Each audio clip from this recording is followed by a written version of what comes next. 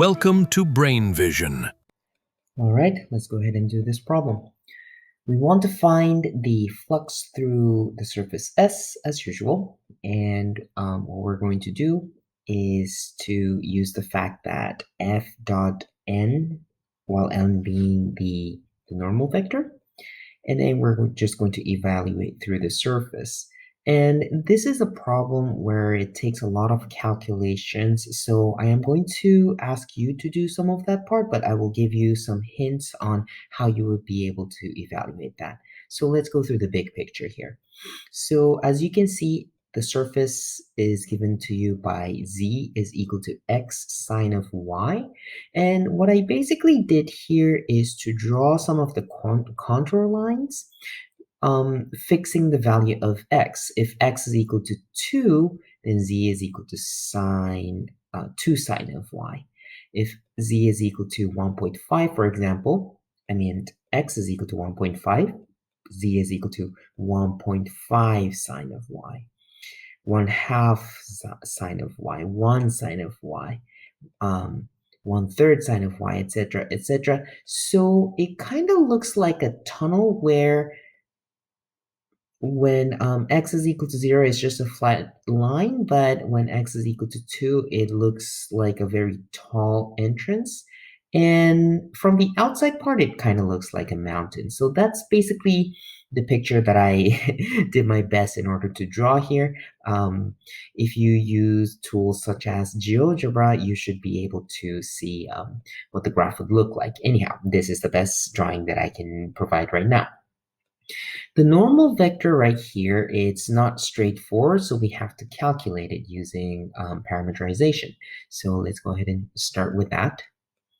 So I'm going to say that x is simply x, and y is simply y, but z, I want them in terms of x and y, so x sine of y.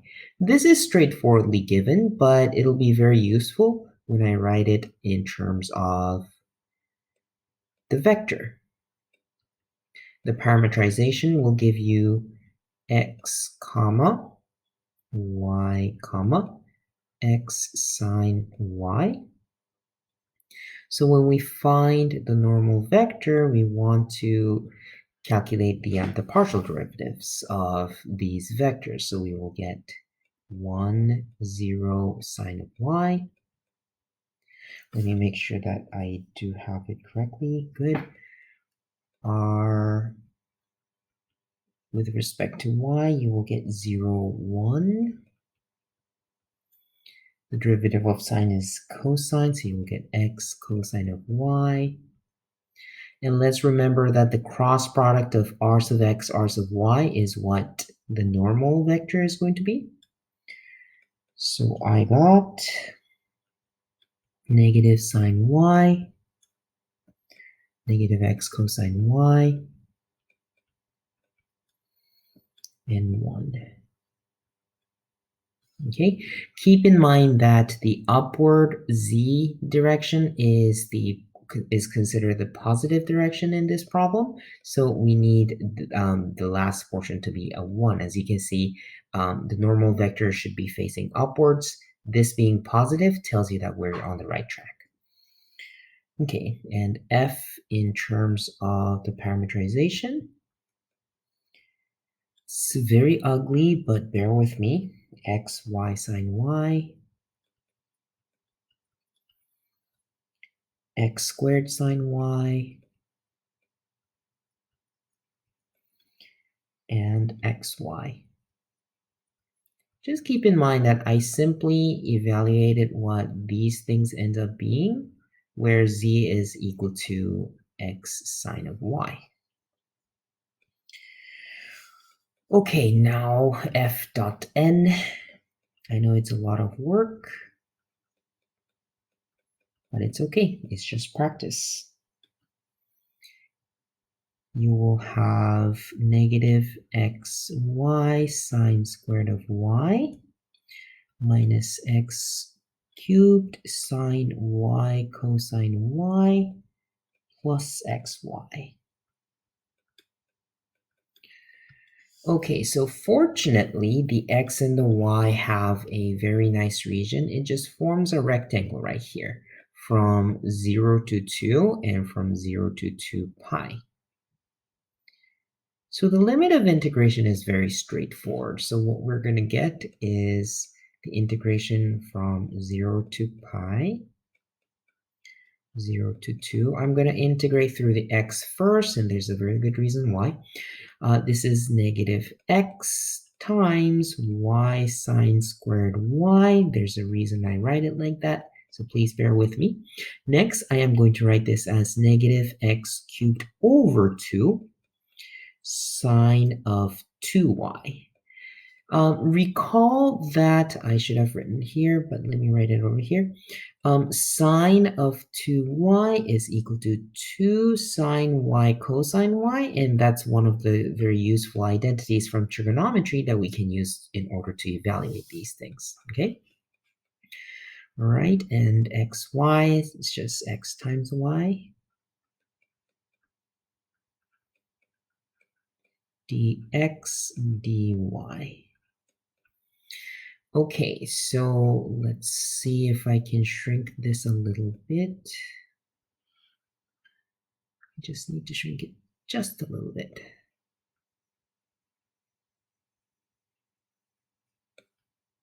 That's good enough for me. Let me move this.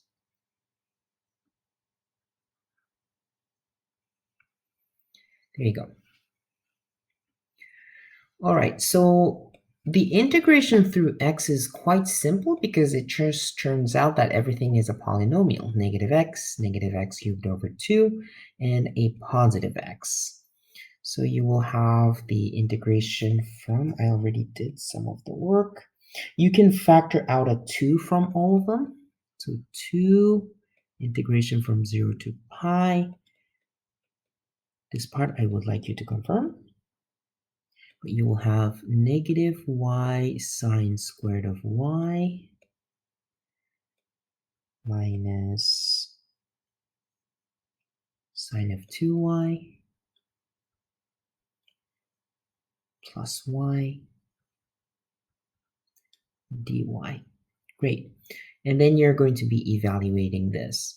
So now this part takes a bit of a work, so I want you to be able to do it on your own, but I will give you a hint of how you would do this one.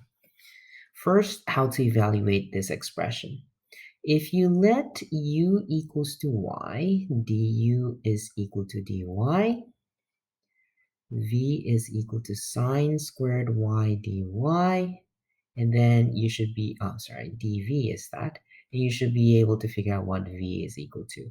The hint here is that sine squared can be rewritten as 1 minus cosine of 2y over 2.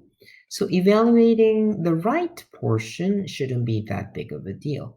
Anyhow, it is a lot of work, but because you're evaluating from 0 to pi, it turns out to be quite nice. You will have pi squared over 4. It's very good practice that you do this by yourself, but for now, just to save some time, I'll just go through that. And the integration from 0 to pi of sine of 2y, let's just recall that sine of 2y came from sine y cosine y, which was originally found right here, and that's the reason I needed this, okay? If you integrate that one, you will end up getting 0, which is a very nice thing. So after using these facts, you will end up having that this entire integration will be pi squared divided by 2. And that is going to be your flux through this surface. And that's how you do this problem.